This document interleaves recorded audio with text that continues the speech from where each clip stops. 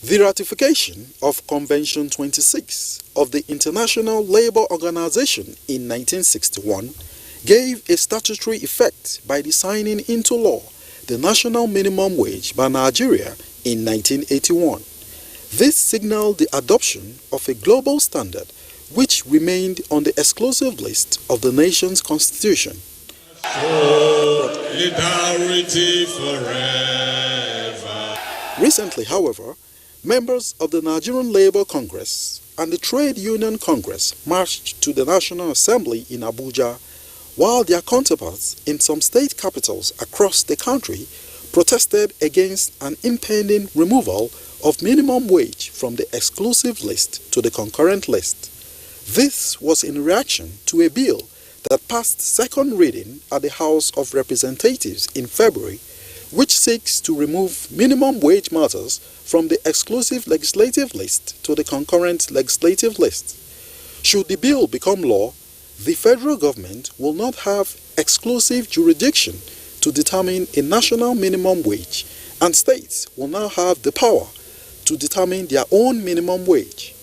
While some lawmakers maintain that the bill will allow both the federal and state governments to freely negotiate minimum wage with their workers in line with federalism and avert nationwide strikes, organized labor are opposing the bill, arguing that some states cannot pay or are currently trying to reduce the 30,000 naira minimum wage recently signed into law by President Muhammadu Buhari. Considering the cost of living that varies across states and the inability to pay the current 30,000 naira minimum wage, should state governments determine the minimum wage it will pay its workers and as such move minimum wage to the concurrent list? Or should the current status quo be maintained where the minimum wage remains in the exclusive list as argued by organized labor? These are just some of the issues that guests on the program will be providing answers to shortly.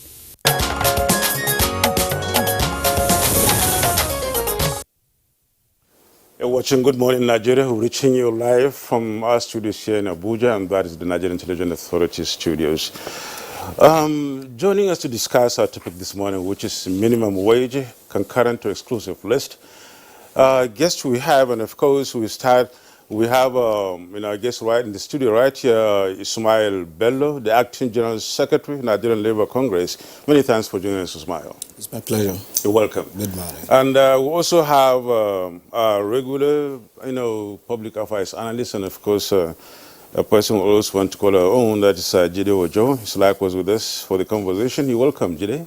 It's a pleasure. Thanks for having me. Good morning, Nigerians. Thank you so much. And of course, we're expecting, really, the Honorable Minister of Labour and Employment, Dr. Chris Ngige, who with time we shall be seeing him here to join us on this discussion as we discuss minimum wage concurrent to exclusive list.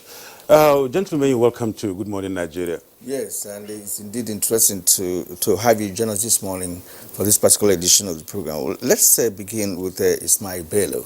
Of course, what is running in the air now is the fact that there is a bill seeking to move minimum wage from the concurrent list to from the exclusive list to the concurrent list, and the Labour is kicking against that. So why? Yeah, it's very important. First, people must understand what minimum wage represents. It represents the floor for the lowest of workers. That's what it means. Minimum wage is a substitute for wage negotiation, whether at the state or at the federal level, between the workers and the government. But the minimum wage represents the floor below which no worker should go. And that's why, for us as organized labor, we believe having it on the concurrent list meets the right criteria for getting all the parties, all the stakeholders across the states of the federation, private employers, government, small businesses, to come to a common understanding of what minimum wage should be in a country. And putting it on the exclusive list allow for that kind of tripartite arrangement, allow for that kind of social dialogue that will enable all parties, all stakeholders, as we've seen all over the years, set the floor for everybody, irrespective of where you may be at the level of the federation. Oh, that being the case, when you say allow for all the tripartite or all those involved, are those involved, are they at the states? Yeah, they may be there at the level of the state, but if you look at the first, you need to look at what was the international best practice, what has been our tradition, what have been our practice, has it worked? And if you ask me, it has worked. Now, the tripartite partners involve NECA. NECA is a national institution. It involves NSA. NSA is a national institution. You may have representative bodies at the level of the states. All these key stakeholders come together with the federal government, the state government representatives, and that's how the floor is determined. That floor represents what everybody within the country takes. But with different powers within the different level of states, they can negotiate, pay above the floor. The floor is the floor for everybody. That's the minimum that you expect. And the last floor that was set at 30,000 was not an imposition by federal government. It was a product of painstaking negotiation lasting over a year, bringing together these critical stakeholders to agree at this floor. It was a very difficult one. But at the end of the day, it is not what we wanted, but it was a product of engagement between these critical stakeholders. We will look at that really much later in the discussion, but I'm just trying to lay the floor and lay the background for this discussion and this conversation. When you talk about international best practices in this, and you know what is obtained internationally, and then the ILO laws and the rest of them, I mean, don't you see this fitting in Nigeria, or are we just out of tune with that? We are not the only federation that set minimum wage. America has a minimum wage arrangement. America has states. America has a federal structure. The federal sets the bottom, and you find a number of states paying far above the bottom. We are talking here about setting the bottom for everybody. So that's what minimum wage represents. So in America, you have a federal minimum wage, about 7.5 or so. And then all the states find a way to ensure that they pay above. Those states actually pay above, below the floor. Every other state set their own margin above the floor. So what is wrong? That we have an arrangement in the federation where we set the floor for everybody. And this floor are determined by several other national criteria, inflation rate, and all of that. You sit down to look at those data before you arrive at that floor. So setting that floor is very critical. More so in a country that you know that the structure at the level of the state is not capable of the kind of due diligence that we have at the federal level, which the critical stakeholders. And there's already a tradition of dialogue, of social dialogue, that has been deeply entrenched over the years in terms of setting minimum wage. So we believe that this arrangement protects the minimum. Protects the people at the bottom, particularly when you look at the current level of poverty in the country, and particularly wage poverty. Even the ILO released a document recently talking about wage poverty. Wage poverty is a situation where people earn far below what can hand them a decent living, that can hand them a living at all. And if you look at the situation and you want to compare even our current minimum wage, with due respect to the Honorable Minister, we should be talking of a review. If you have to look at the practical realities of what we have. Minimum wage. All right. Thank you. We will return to you as we make progress. But for now, let's welcome the Honorable Minister of Labor and Employment, Dr. Chris Ngige. Yeah. So you're welcome to Good Morning Nigeria. Yeah, thank you. Thank you. Yeah, thank you have actually been at the helm of affairs when it comes to negotiating on behalf of government when the issue of minimum wage and other labor matters, come on for several years now. Yes. What we're seeing today is the issue of a bill that is seeking to move national minimum wage from exclusive list to the concurrent list. Now, what is your take on this? My take on this is that I'm a player in the industry, and for 6 years now, going to 6 years, I've been at the helm of affairs in the labor ministry, which by the labor conventions of the ILO, the labor ministry is the government arm of the tripartite organization. Labor issues are not simple and straightforward issues. You are talking about employer, employee, the owner of business, and the worker in the business. So if you look at it dispassionately, you will see that there is a kind of tug of war that is always continuous. Labor conditions for the workers, conditions of service. Then the employer is also struggling to make more profit and to keep his business running, whether the business is government or is private.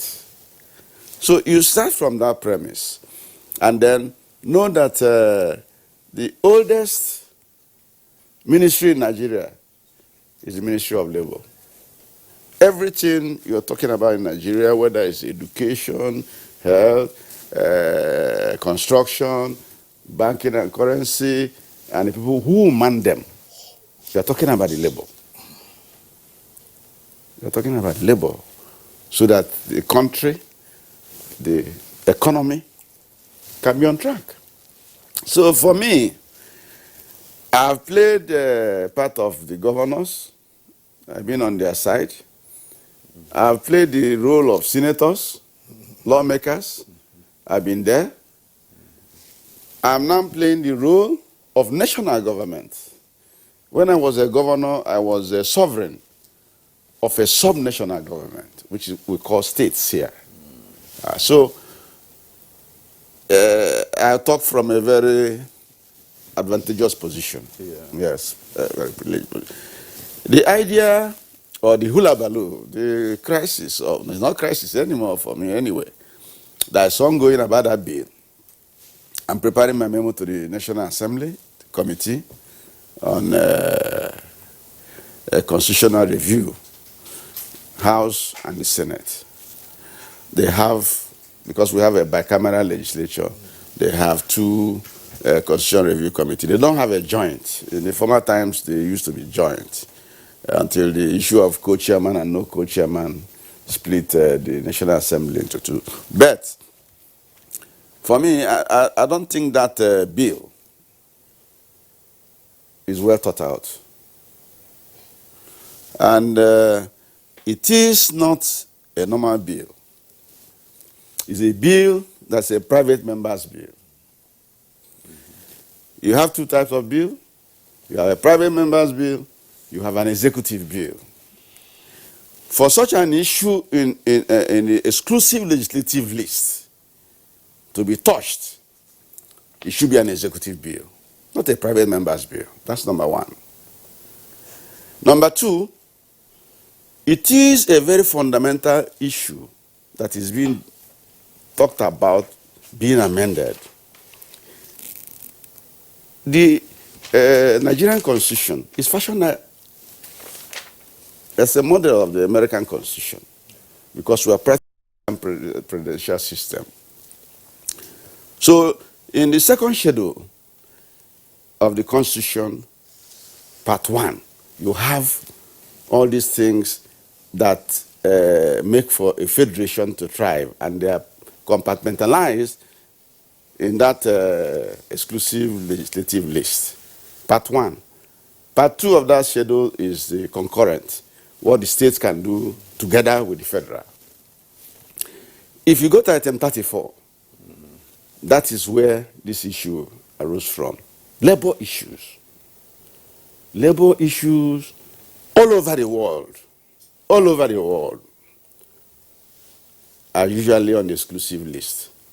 And on these labor issues, you have other distillate from it, issues of industrial disputes, issues of registration of trade unions, issues of fixing national minimum wage, and other items there. So it's an exclusive of the national government. Because when we go to ILO to discuss, it's not states that will come and discuss. It's national to national. National to national. The same goes for defense. Defense is on exclusive list. When we discuss defense treaty and the rest, it's national to national. Same goes for foreign affairs. National to national. In the former times in parliamentary system, we used to have what they call agent generals and the rest of them. But again, you subsume them into the national. Currency, national. No state can print currency. No subnational can print currency. Insurance even is a national affair. So you can also now see that that bill doesn't flow very well. Because what it's trying to amend is to amend the foundation of the existence of the economy of Nigeria, whether you like it or not. Labor, workers, employment. It is from all these that other things flow. Poverty, social, that is even giving a good health system to your people, giving them education. So I don't know how far that bill will go. I was a legislator. The Senate, which I know, and by the the practice of the Senate, and the posture, and the components, the constituents, the people who make up the Senate, they are what you can call matured men. I'm not saying the other house is not matured, but you go there, you see people, former governors, they have tested it, former MDs, former ministers, they're there in the Senate. So they have played in the field, and they know what is involved. I know what is involved. I support Labour 110% on this matter because they are not being selfish this time. Right. My gentleman here, comrade here, has spoken at length. And everything he says, if I'm a teacher, marking him, I will score him 95%. Okay. Yes, he has done very, very well. He has explained all the things I will have explained to you. All right. We are 187 countries that make up the International Labour Organization. 187 nationals. And Nigeria is a member. And we have domesticated, we have accepted ILO wage fixing machinery. Number 26. In the year 1928, that was when it was done. Nigeria has domesticated it in 1961. There is also Convention 131 as a follow-up to make up for decent living. Again, 1970, that was when it came. Everybody has domesticated, including Nigeria. So Nigeria has a labor standing in the world, in ILO, labor diplomacy. Yeah. We are top. We are top. We are the only countries where in the ILO where you have the government body, Nigeria, in the governing board. You also have the workers group, Comrade Waba, is also in the governing board. And you have also our employers group, NECA, that is where you have affiliate of Manufacturing Association of Nigeria, NASIMA, small and medium scale industry, all of them are affiliated there. They are also on the governing board. And that shows you the regard the ILO has for Nigeria. And I will not want us to blow hot and cold. We have adopted all these conventions and the recommendations following them. The recommendation for the implementation, they're all domesticated here. And they're in the National Assembly. Okay. Because all our treaties are there. Honorable Minister, That's I why you think said that the bill is not well thought out. it's all thought out. But I think it's just more or less. Thank the Honorable Minister for Yeah, this. before you do that, let me get to, Jide Ojo. He has been around here, and then we really want to hear his thoughts and the opening thoughts on this very controversial, bill or this move by the members of the National Assembly, minimum wage, concurrent and exclusive list. Good morning, Nigerians, once again. And for me, I think it's a needless distraction. Yes, we are talking restructuring. We said we want some devolution of powers from the exclusive to the concurrent legislative list. But nobody had ever mentioned the issue of minimum wage among issues that you want to devolve. The governor of Kaduna State, which incidentally happened to be the home state of the lawmaker who initiated this, Honorable Dati Garba, was the one that even chaired the APC Committee on Devolution of Powers, or what they call restructuring, way back in 2017. The El-Rufai Committee of APC never mentioned the issue of labor among the issues that they want to devolve. What I hear around is the issue of state police, issue of resource control, solid mineral, and all of that. So wherever this issue of kickstarting restructuring from the position of decentralizing minimum wage negotiation, or what they are saying that moving it from the exclusive legislative list to concurrent legislative list, whoever sold that idea to the honorable gentleman is doing him a lot of disservice, because even the 30,000 we talk, first and foremost, I have followed through the issue of minimum wage in Nigeria, at least in the last decade, from when it was 7,500 to 18,000, now 30,000. But we do know that even when it was 7,500, not all the governors were paying. And when it went to 18,000, similarly, I recall that one of the first, in the inaugural meeting that the president had with the governors in 2015, what they tabled was how they are unable to pay the minimum wage of 18,000 based on the fact that they met empty treasury, and that if the president wants them to pay, the president should give them bailout, which he did. And that's why there are insinuations to the effect that there is a probability that this honorable gentleman in House of Reps, who sponsored this private member bill, could be acting as agent of the Nigerian Governors Forum. That is not established, but you would want to think, what could have gingered when we have other pressing national issues facing us, issue of insecurity, issue of economy, issue of poverty, and issue of minimum wage is a derivative of how to reduce poverty. Because if you leave the minimum wage negotiation to some governors, I'm sure that some of them will tell you that they can only pay 15,000. And then you look at the value of 15,000 now, or even the 30,000, which is the minimum wage. If you benchmark it against the inflationary trend, the purchasing power of that 30,000 has really, really gone down. It's diminished. So if you want people to earn a living wage, I'm in support of what the Acting Secretary General of Nigerian Labour Congress said, that it should even be reviewed, even though we know, given the paucity of funds in the coffers of the federal government and all the state governors, that may not be ideal for now. More so, as the labor law says, the review should be every 5 years. So the last one was in 2019. I'm sure it's not due until maybe 2023 or 2024, as it were.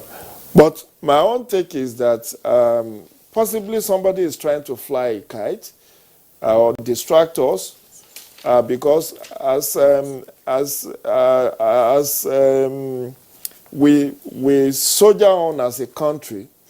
There are quite a number of issues facing us which necessitates that even to reduce poverty and unemployment, a lot more needs to be done to encourage living wage and to encourage more people being employed, taking off the unemployment market. Because the insecurity we talk about today is also a derivative of the fact that a lot of people either are not employed or they are underemployed, in which case their income is too paltry to take care of their basic needs. And survival is the first law of nature. So if you actually want people to survive, we need to have a more creative way by which we ensure our labor force actually they are in a position to take good care of their family and household. Don't also forget that for everyone working in Nigeria, there are an average of 10 to 15 dependents on that one individual. I'm a living example. Even though I'm not a federal or state worker, I know the kind of demands on my little income every month. So we cannot be talking of decentralizing. I quite understand maybe the perspective from which the honorable member is coming from, siding with the governors who says they don't have money, they don't have enough resources to pay workers. But then it's about prioritizing. If they really do want to cut down the cost of governance in Nigeria, there are quite a number of ways by which we can do that without harming the Nigerian workers. Well, thank you, Jidejo. Let's come back to Ismail Bello. The three of you have actually explained the reasons why this bill is not tenable or why it's not necessary for us to start looking at minimum wage and moving it from exclusively to concurrent list. But the man who is promoting this bill actually said that in the First Republic that the minimum wage was in the concurrent list. I don't know how true that is, but that's part of the reasons why, let's put across. And again, look at this fact, that with the 30,000 naira minimum wage in this country, many governors are not paying that money. And Labour has been kicking against that. Now, what does that portend? Because he is trying to look at the fact that if this goes to concurrent list, that the governors now will be able to say, look, I can pay this, and he pays them instead of owing workers. Many governors who have left office today owed about 2 years' salaries or more than that for workers. So what is that a benefit? When workers get a particular benchmark, maybe call it a minimum wage, they don't get the money. Now, again, let me repeat. What is the value, what is the importance of minimum wage? Is to protect that vulnerable worker, that low worker. People should not substitute minimum wage for normal bargaining between employer and employee. People should not substitute minimum wage for state government and what it pays its employees. Minimum wage represents that floor, the lowest of the lowest. That's what we are talking about. And that's why when you set it, I used to be in the private sector. I used to be in the textile sector. Most often, you find most of the private sector operating slightly above minimum wage. But once a minimum floor is set, everybody goes back to the bargaining table. They do some adjustment. They move up a little. But at the level of the state, any state government that cannot pay a minimum wage has no business being in government. If you can't pay minimum wage, the minimum is the floor. Nobody's check. Just look at that value. Just look at the need of the worker. Because even as a worker, first you must transport. You must eat. You must have housing. To be productive at all.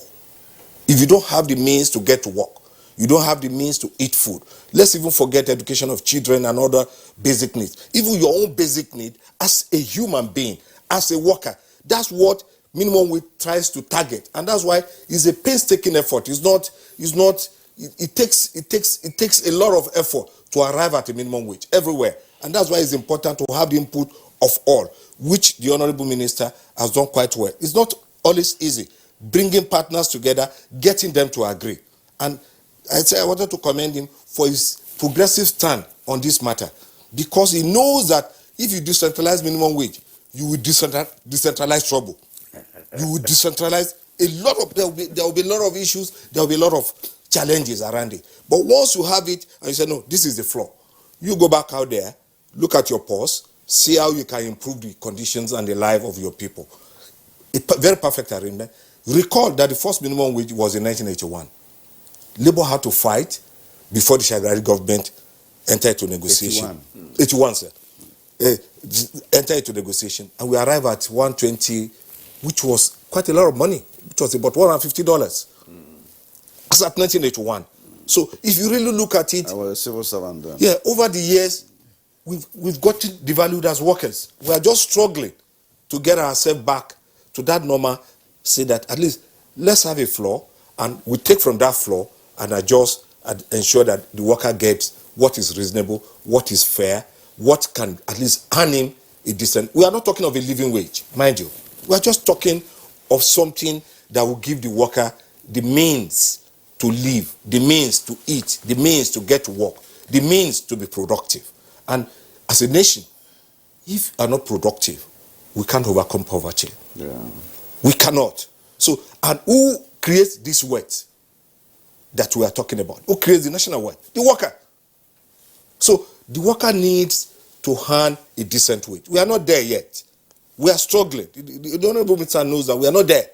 But we are struggling, and because it's a product of negotiation, because it's a product of bargaining, because it's a product of consultation, because it's a product of dialogue, there are so many factors that comes to it, such that it is not what Labour wants, that what the Labour gets. But we try to look at it within the context of our national reality, within the context of our economic realities, to say what is fair to the worker. Sorry, I'm not stopping you, but I am not speaking for the man who is sponsoring this bill. Yeah.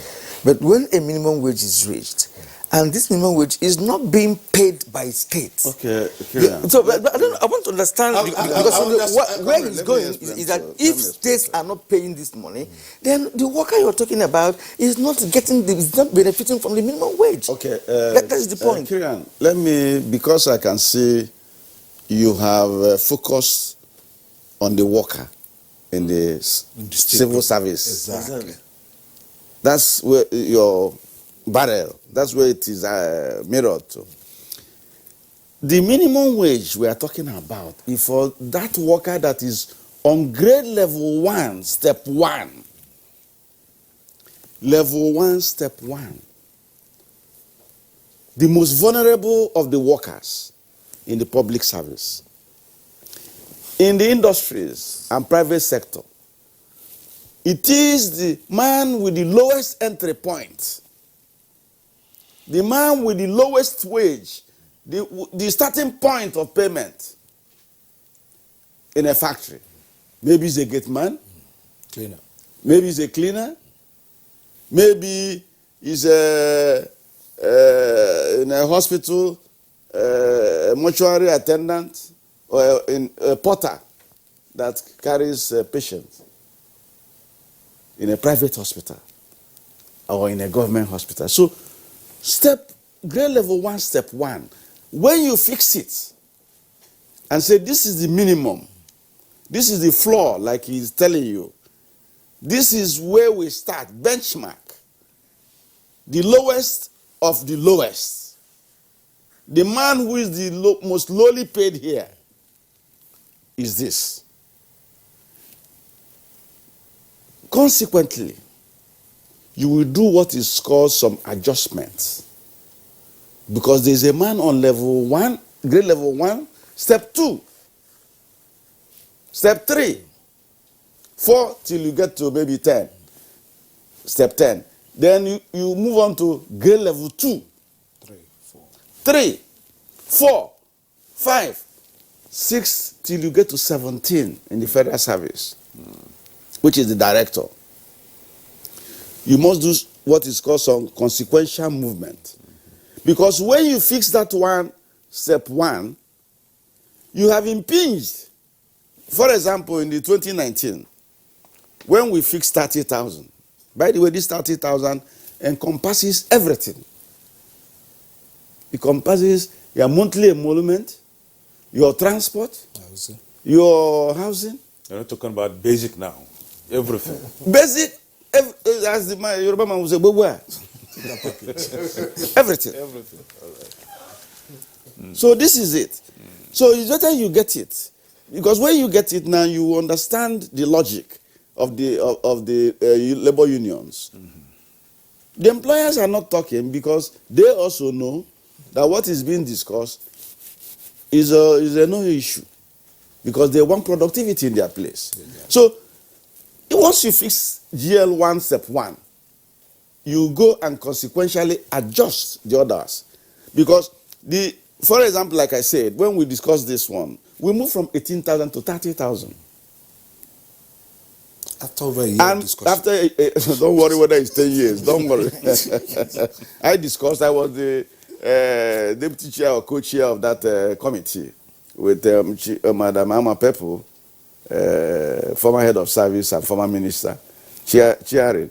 And government said we cannot chair. So we got a seasoned person who had the interest of workers too at heart. So when we did that 30, the original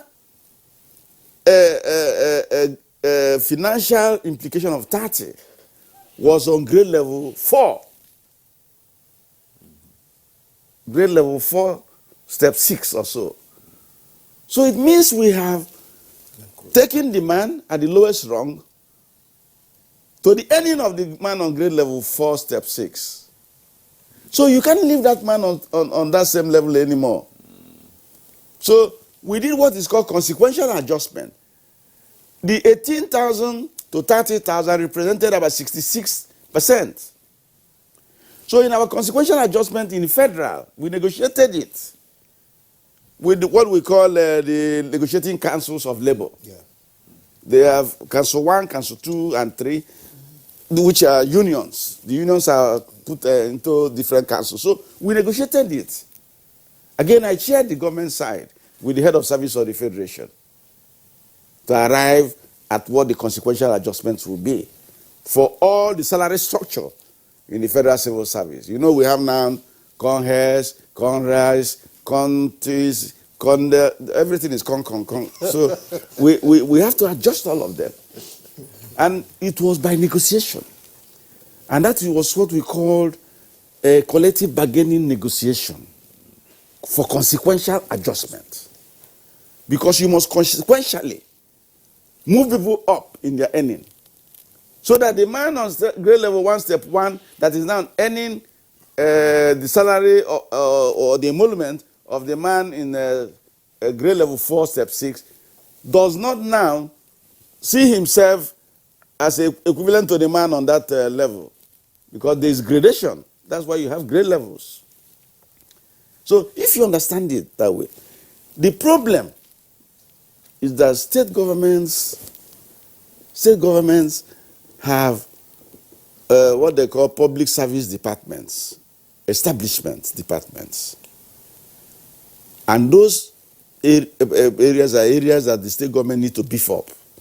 As a matter of fact, even though labor is on an exclusive list, I have advised state governors through the governors forum during that minimum wage to have a semblance or to rewire their Department of Establishment and Public Service Matters in such a way that the labor component, union management, gets a very big beef, so that they can be able to discuss with the respective unions in the states, state chapters.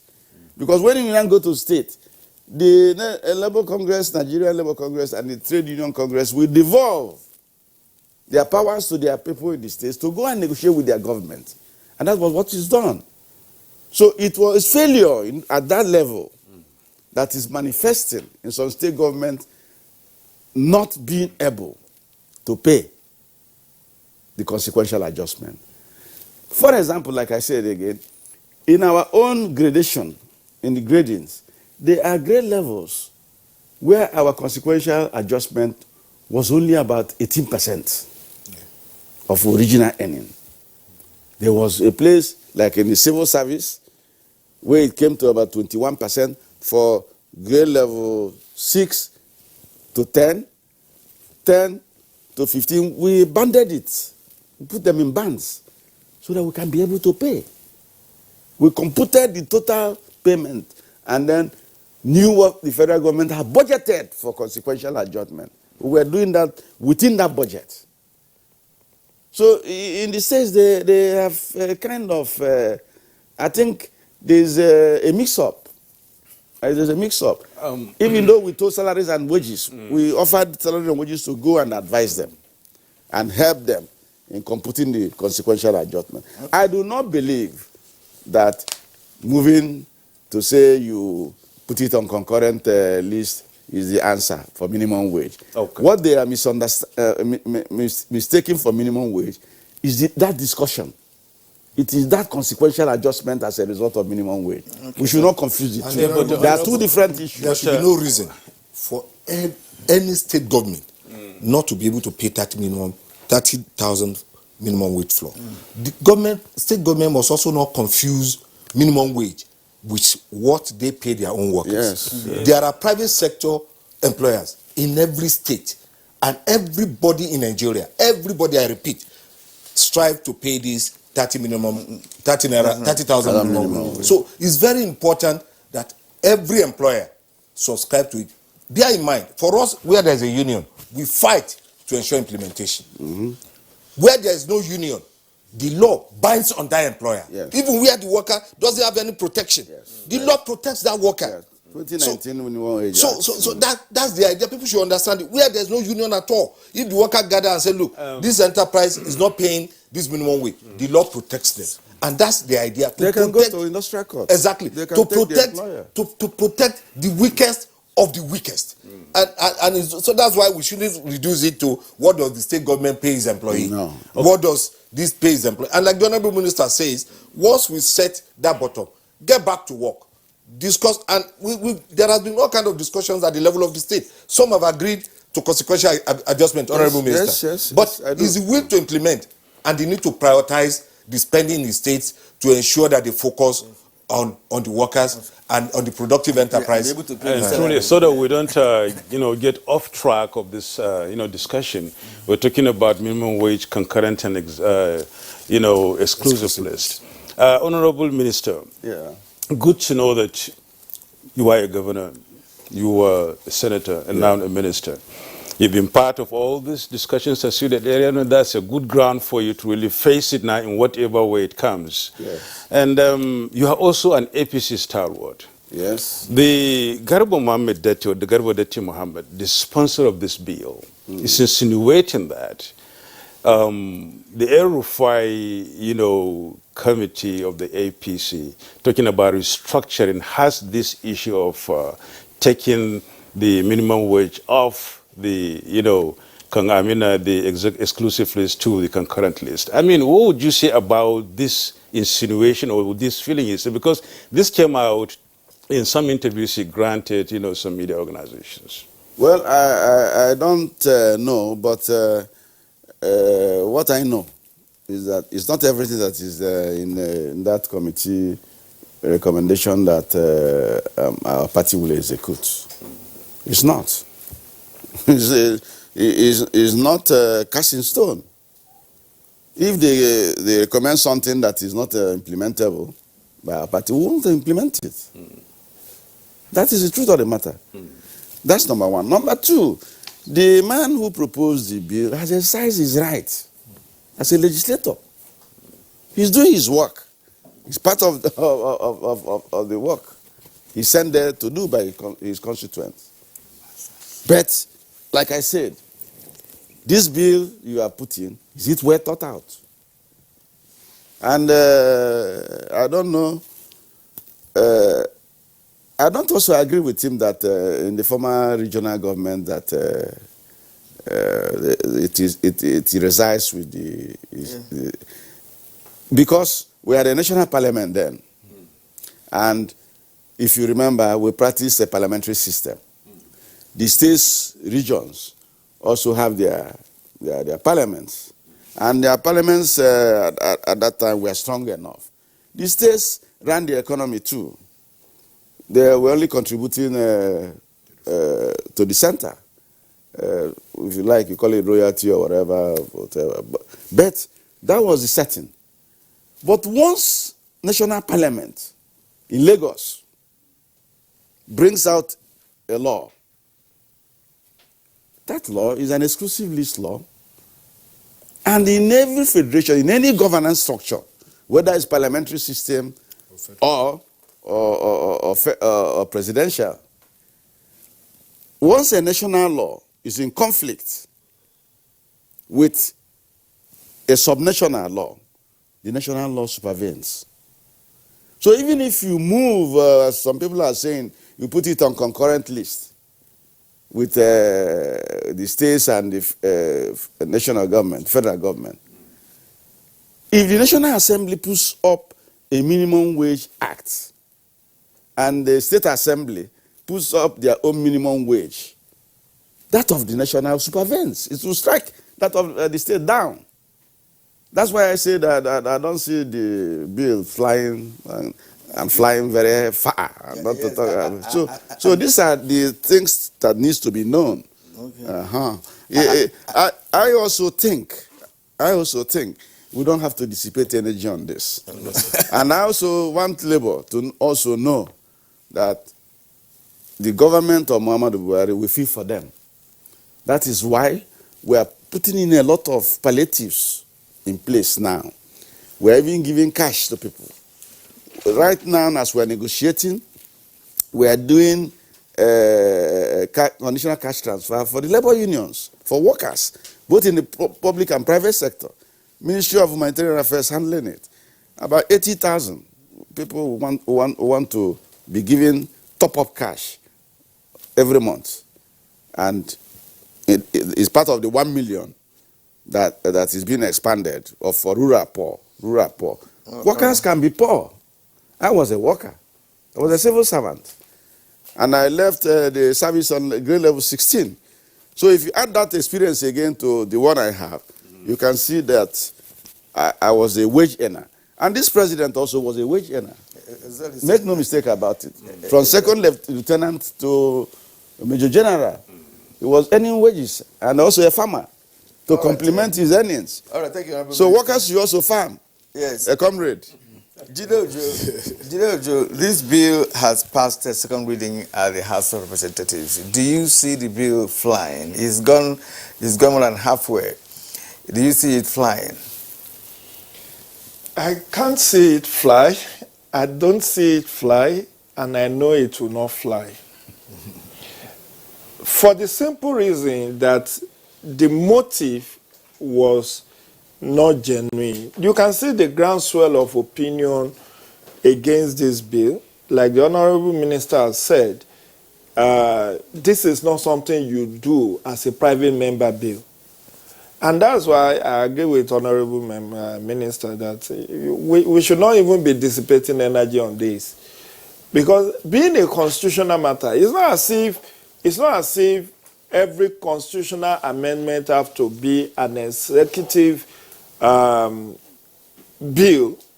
I mean, we saw in the last amendment exercise that culminated in 2018, amendment of 5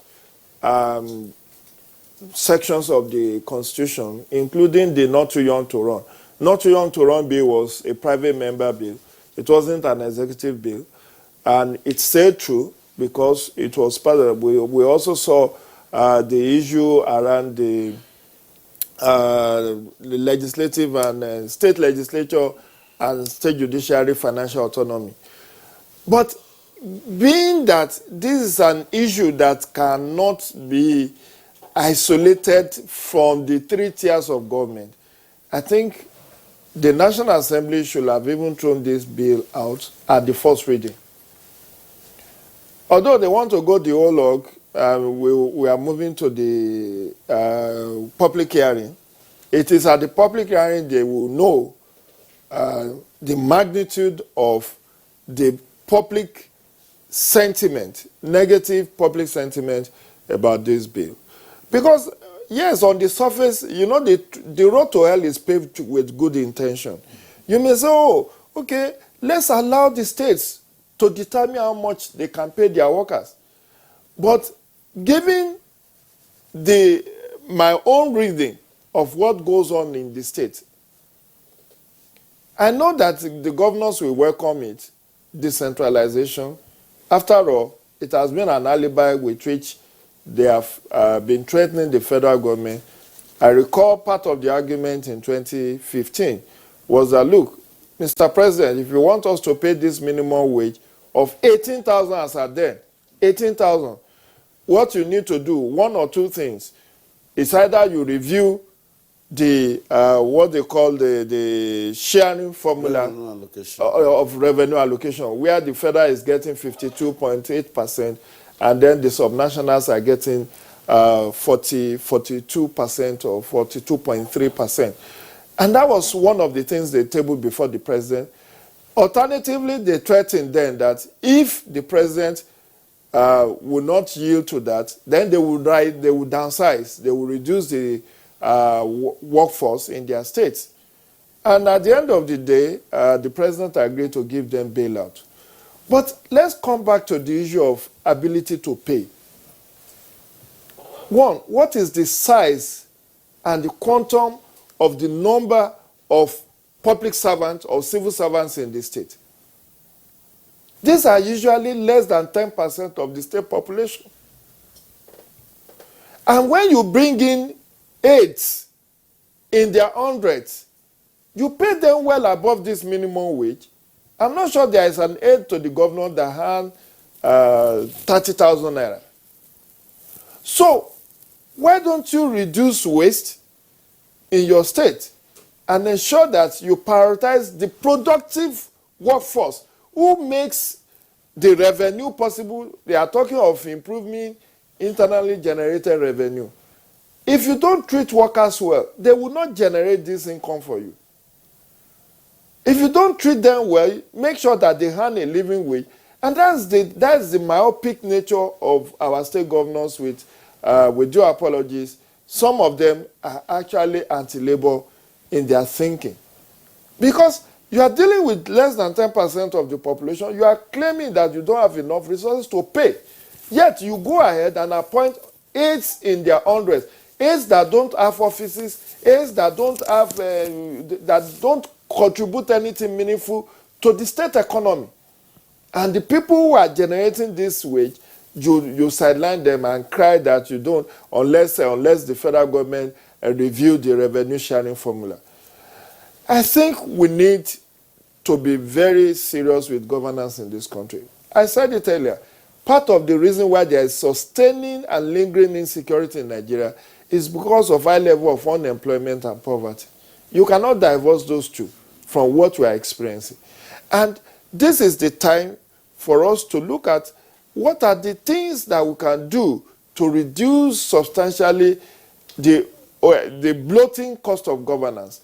One of such is not to reduce workers' salary or to reduce the staff strength of the workforce, because you actually need to employ more.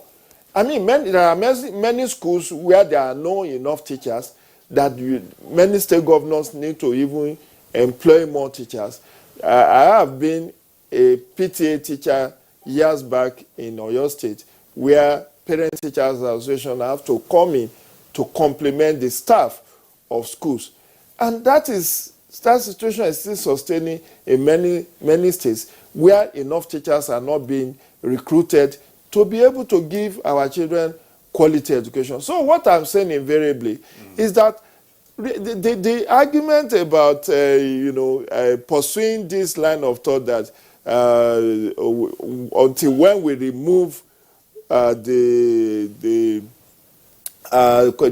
minimum wage from the exclusive to concurrent list, that's when we will solve the problem. You are actually going to create a whole lot of problems because you cannot see a state like Oyo and Osun that are contiguous, and then you say, your workers should get far less than what Osun workforce is getting. It's going to create unhealthy rivalry, and at the end of the day, you have more states going into industrial actions, restiveness and unrest in those states. So it's better to leave the situation as it is. But this is just an advisory. The Honorable Minister has said that when this bill, even if it passed through the state House of, even if it passed the House of Reps, it has to be concurred to by the Senate. So if there are discrepancies, there will be conference committee. And because it's a constitutional amendment, it still have to get the nod of at least 24 out of 36 states. And if the feelers from the protest of last Wednesday is anything to go by, what I read in the paper is that virtually every state houses of assembly said they were in solidarity with workers and that they will not do anything to harm the welfare and well-being of workers. But I don't trust this bill getting to the states. If it does get to the state, you can be rest assured that they will get the 24, given the nature and character of state assembly and how pliable they are to the whims and caprices of the governor. But it has to be shut down at this level, at the national level, to be sure that, look, let's enlighten them. This is not in the best interest of even the National Assembly, because it's all about image. What image does the National Assembly want to have in the minds of Nigerians? Okay, many thanks, Jide Ojo. The issues are really, strong enough there. We have the public hearing, and then the, going to the Senate, and of course going to the states. I mean, the journey is too long, really, for one to really conclude or throw in something at the moment. But all the same, you're watching Good Morning Nigeria, and we're discussing minimum wage, concurrent or exclusive list. We'll now take a break, and we'll be back with more on this program after a moment. You're welcome back. It's still Good Morning Nigeria. Of course, our topic is minimum wage to be on the concurrent list or exclusive list. And Nigerians are beginning to react to this conversation by way of tweets. We have a number of them here, Narabo. Yeah. So let's begin with Delejak Solomon. The move by NLC to maintain the current wage structure, which gives the federal government the power to negotiate the minimum wage for workers across the country, is very apt because the rights of the Nigerian workers cannot be trampled upon. Suleiman Babagana says, moving it to concurrent list is not advisable, as some governors tend to jeopardize labor demands, even though both governments can make law on matters that fall under the concurrent list. The central government, being supreme, tends to be more accommodative to some extent. The law Alpha C, I think it should come down to the concurrent list. This will enable states pay in accordance with their financial capacity and still embark on infrastructural development than fixing it from the top, thereby pitching workers against state governors. And Bello Muhammad says the way forward is for NLC to engage positively to address the issues of productivity, ghost workers, and capability to pay. Now, Mike Anyakwo, the argument whether minimum wage remains in exclusive lists or moves to concurrent appears whenever there is mutual mistrust. It can be in either of the lists without any hindrance in governance, but it appears that the minimum wage agreement was done in a haste because governments are finding it difficult to meet the obligation of payments of salaries as at when due. Chris Simeon says it's only dialogue that can solve this. NLC, federal government, and state governments should come together and settle the issue of minimum wage crisis once and for all. At a critical time like this, let's think of what we can do to make our country better and do away with individualistic behavior and attitude. Usman Banu Kantu, the fact is so glaring that 95% of the states of the Federation rely on federal government monthly grants for governance. With this unfortunate situation, no objection in moving Nigeria's minimum wage to concurrent list to avert ancestral rates. While for Festus Akimboyo, Nigeria's minimum wage should remain on the exclusive list in order to continue to make entitlement to it compulsory for all Nigerian workers. It's insensitive to want to change it. What we need in addition to the minimum wage is the living wage, which employers can choose to pay. But I must say, Haruna, whether exclusive or concurrent, as long as it is the same crop of political office holders we have, there would be nothing to be achieved. What matters most is delivering on the social contract to the electorate. Unemployment and poverty are the two major issues affecting us. Baraminus Dynamics says 30,000 naira should remain the minimum wage for the Nigerian worker, and any state that can pay more should do so. All right, Ahmed Mohammed said the issue of minimum wage has to be treated with urgency. The Federal Government, National Assembly, and Labour Union have to intervene. All state governors must be compelled to meet up with it, and such it should be on the concurrent list. And finally, Mutana Farouk says the issue of the minimum wage to remain on the exclusive list or move to the concurrent list is inconsequential to the vast majority of Nigerians. What matters is the willingness of government at all levels to pay a living wage that will be sustainable and acceptable to all. All right. Gentlemen, here we are. We've heard from some Nigerians, and of course you see that their opinions differ.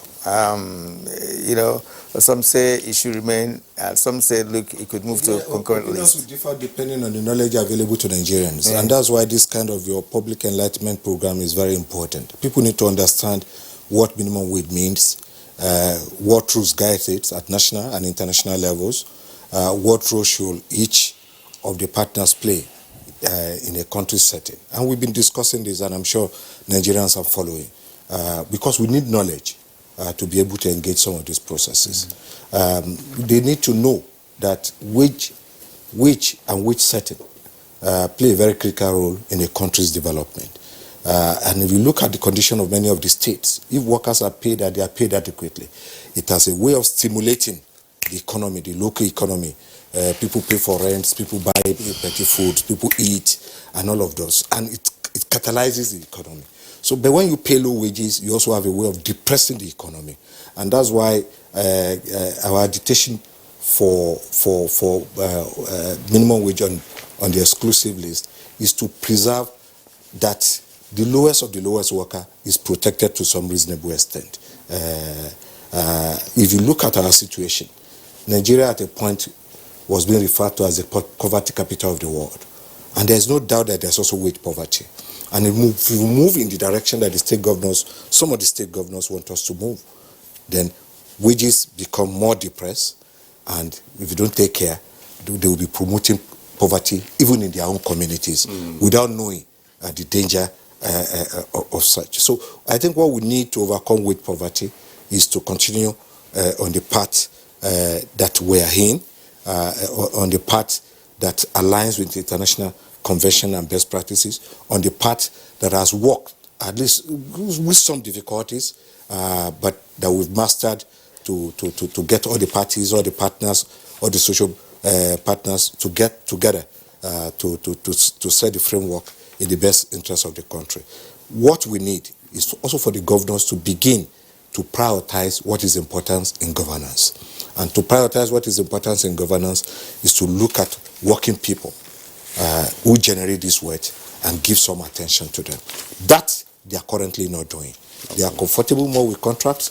They are comfortable more with, like my brother colleague said, retinue of officers, retinue of political office holders, and enormous income to that category of workers, to that category of appointees, while not focusing on appropriate remuneration for working people.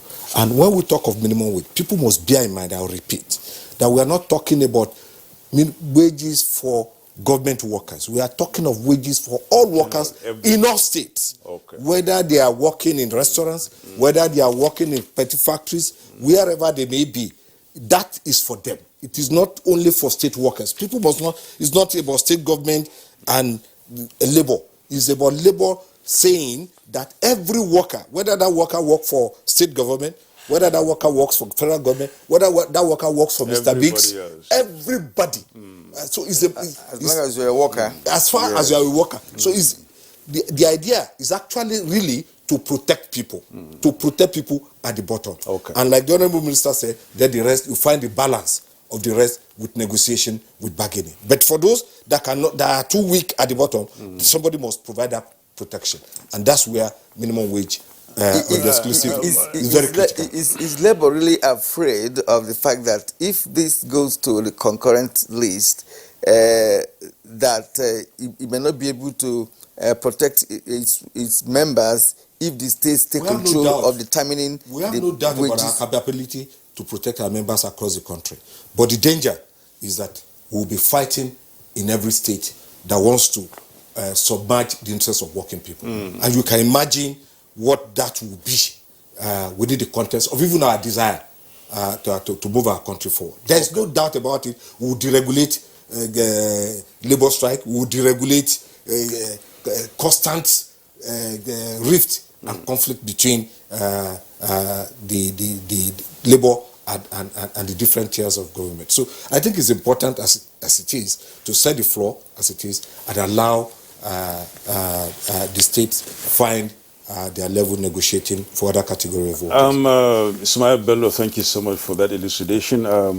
It's all about education, what you're saying now. Education in the sense that if people are well educated, all this couldn't have been, something to discuss, as we all agree that it's just, dissipating energy unnecessarily. Jide Ojo, education plays a key role in this. And of course, had people, most especially like democracy we have, the sponsor of this bill is from a constituency.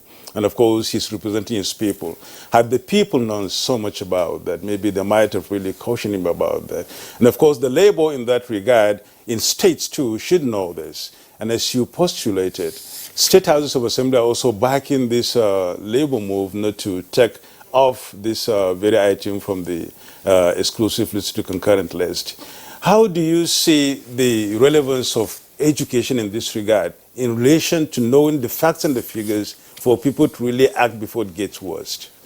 Well, very good question. I believe that because, at the time of negotiation, there was a lot of media coverage and people were enlightened by the media.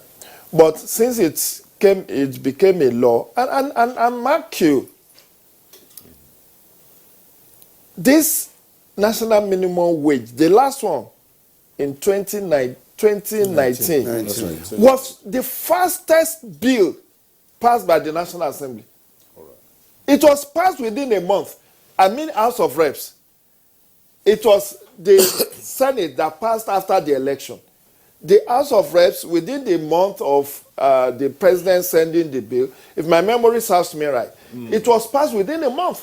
The first, second, public hearing, and the third reading, and it was passed. But awaiting the concurrence of the Senate, and after the election, before the dissolution of the Senate in June, they passed, and then the president signed, and that was how it became a law.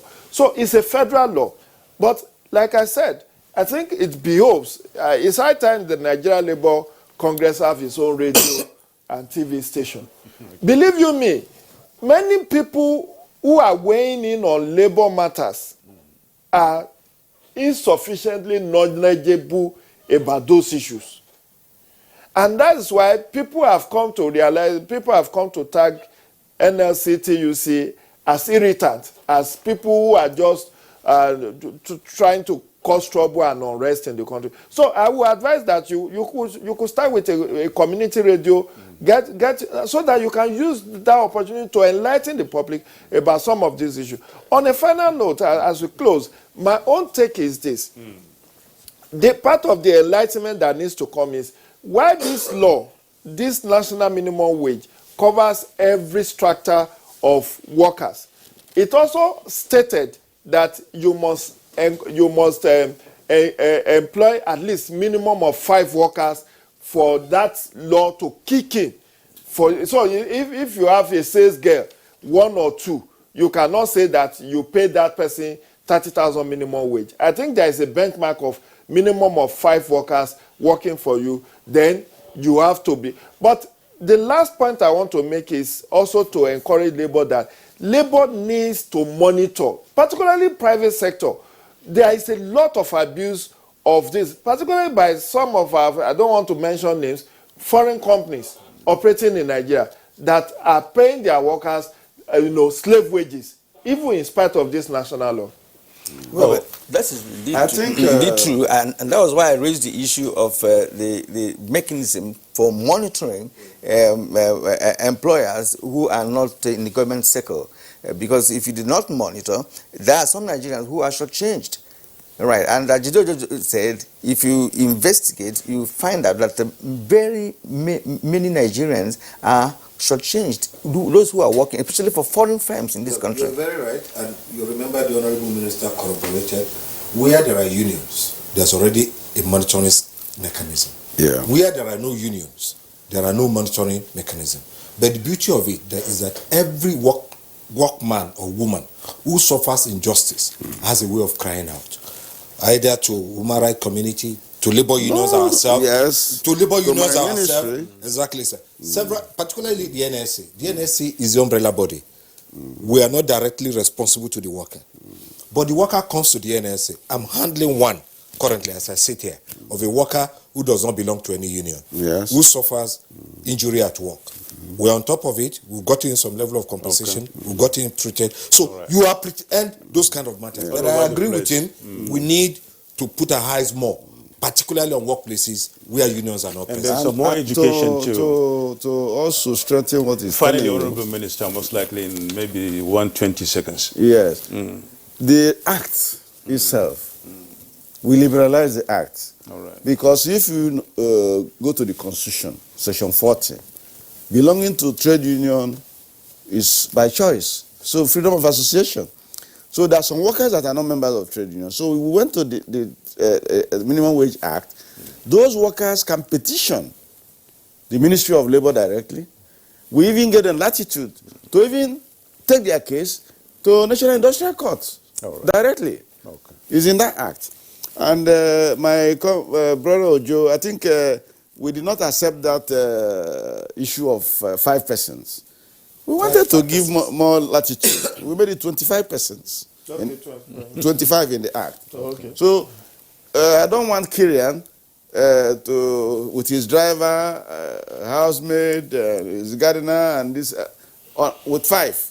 Kirian is pigeonholed that he must pay 30. I don't know how much he's earning. And if we do that, we are not creating jobs.